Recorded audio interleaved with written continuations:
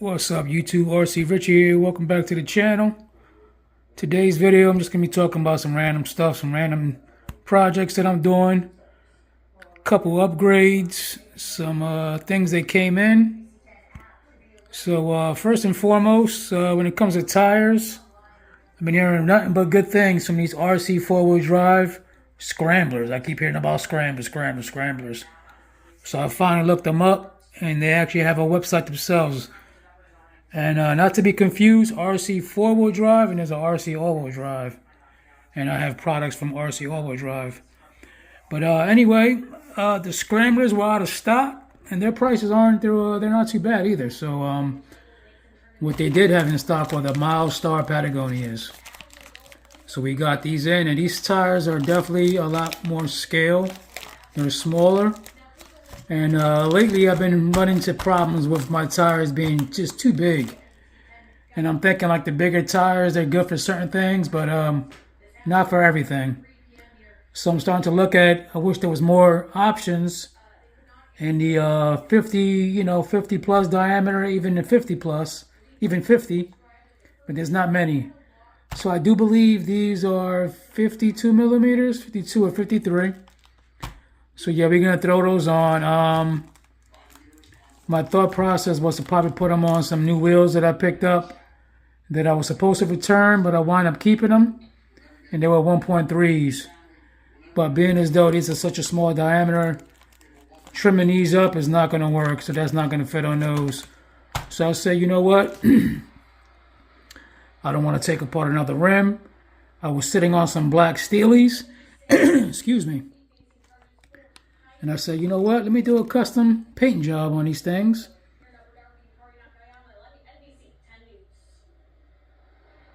Kind of like a copper color. Quick little tip that I just found out recently playing around with this acrylic paint and just any paint in general, spray painting. I just found out that I can just use acrylic paint, do whatever kind of paint I do, whatever I want to do, and then just back it with an acrylic, with spray paint clear, and it'll like lock it in place. When I say the acrylic paint looks very chalky, it won't look chalky anymore. It'll kind of like seal it up, make it look pretty good. This was actually a paint marker, and I just did the same process. Hit it with the paint marker, and then hit it with the matte clear. So yeah, it works pretty cool. So yeah, I'm going to put all those together, put these wheels on that. So now we'll have a small wheel combo for the smaller builds. For like, my smaller chassis builds, definitely for the C10, Bronco base, stuff like that, Definitely if we get some new bodies. So, yep, that's that. The next thing I want to talk about is, as of lately, it's time to replace the servo on the K5 FCX24 and even on the FCX18. It's just to the point now where we got a lot of weight up front, and between the servo saver starting to fail and the servo locking up, it's about that time. So with that being said, this servo has a mount. We're mounted on the axle, but as you can see, the links behind it, we're going to run into a problem when I put an aftermarket servo in here. So I went ahead and ordered the Ramp Crab servo mount, which is an adjustable mount, and it also has your cable if you're still running the stock ESC and stuff like that with the 2-in-1. It's a different plug style that the FCX run. So it comes with that. I previously ordered this before. I ordered 2 of them for the LC80 as well. But when the package came, the cord was not in here. And I was going to keep it at first. I said, you know what, let me send it back. I do not feel like soldering a whole bunch of wires. So we're going to take care of that. And that's going to allow me with a little adjustability to raise this servo up. And I think my plan is we're going to throw in the PTK budget servo that you always hear me talking about. You can find us on Amazon. I believe right now I do have another one on the way. I caught it on sale again, and it's like 17 and some change. Pretty strong budget servo. I believe it'll go all the way up to 8.4 volts. So far, so good. I have it on the Juice Up Carnage. I have it on my XL build, SCX24. And I also have it on the FX118 Furiosa. So now my plan is I have another one coming. I want to try one of these on one of these FCX24s. See how that goes. And then if not, we like it, we're going to throw it on the LC80. So yeah, we'll do that. And what I was saying about this mount is, because of the size of this, we're pretty much going to have to run this servo kind of how this one is, as you can see it. This is the Endura mount. Right now we're floating in the air. I have it mounted in the last hole. And there's a little gap underneath there. See that? And being as though it's a bigger servo, it actually pushed the horn forward a little bit. So to compensate for that, you see I have some spacers in here.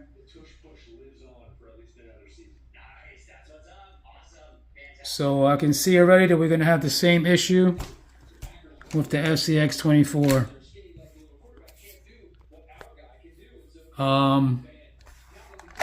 The CR18Ps, FX118, mounts up with no issues whatsoever. Right on the stock mount, which is a plastic one. You can see mine is no need to even trim up the horns because it fits it perfect. So your FX118 and your CR18 Evo Pros are going to fit perfect. So I'm going to have to do the Juice Up. I'm going to have to do Rampage, the T-Hunter. And like I said, we're still going to have to do the FCX24 and the LC80. So we'll see how that goes. So went ahead and got some steering links. So I'm still deciding whether or not we're going to put this on. So I'm thinking I might put this on Carnage. This is from Hobby Plus. Pretty cool. I actually have the links on the FX118. But one thing to note, I don't know what these other brackets are for. See the zip ties, it's probably for your wire management. But yeah, I don't know what that is. But yeah, in this video, I'm not going to be installing it. I just want to discuss some of the things. So, yeah, whatever we put this on is going to add a little bit more weight up front and definitely get me a little bit more positive steering. Because right now, we're still plastic on here. And to be honest, I haven't had any issues, even with the stronger servo. These links are pretty strong for this platform. I know other platforms, the stock ones are pretty flimsy, but these are pretty good. So like I said, we'll probably throw it on this one, and then we'll definitely get a little bit more weight up front. So out of all these platforms that I have, this will be the only one that has this servo mount. The other ones are stock. But yeah, yeah, I absolutely love this K5, man. This platform is probably one of my favorite platforms straight out the box. The slow crawling on it is amazing. I never have a need to put it in high gear. But as you can see on mine, I do have some upgrades. Joe RCs from Etsy. Shot keys. I got the sliders. That allow me to put my electronics on the side, battery on the side. Definitely, I was a little iffy on these, but I definitely added glue behind them, and now they have not budged since. But just earlier, I was doing something dumb, And I was trying some wheels on here, and I don't know what I did. I must have twisted it and torqued it, but still working. But yeah, these are pretty cool. Gives you a whole bunch of shock mounts options. But I actually did some homemade ones on the LC80. They're working just as good as well. But yeah, this like I said, this K5, I love it. I've actually been thinking about lengthening the rear. I know that's pretty popular for this one. They do it a lot in the Power Wagon. And I'm actually thinking about putting the rear links of the LC80 will go right up to this. It's actually going to give you a little bit of millimeters to fit this gap a little bit better. Because the way she sits now, it could be a little bit to the back some. I'm not going to button it all up. But if this wheel sat back a little bit, be perfect. So I'm actually thinking about doing that. And I got the links right here. These are the actual metal links that come off the LC80. And they'll bolt right up. Even the three-way one. So I'm gonna have to put that one up there, of the upper and the lower links. So eventually I'll try that and see if the K5 performs any better. Right now it performs pretty good, I think. The only negatives about this platform is the way the transmission sits. And as you can see, Rich is always doing mods on his stuff. And as you can see, I got that Dremel down pretty good. And what that does is there's a nasty lip on that thing.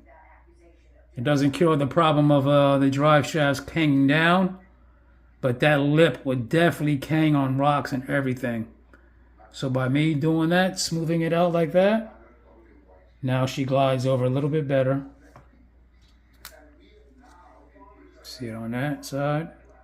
And I did it to the LC80 as well. And yeah, you know, you're definitely gonna catch on the diffs. I've been trying to come up with some sliders as well for the axle housings. Still playing around with those. Kind of came up with one on the XL SCX24 build, and all it is styrene. Still playing around with it. Works though.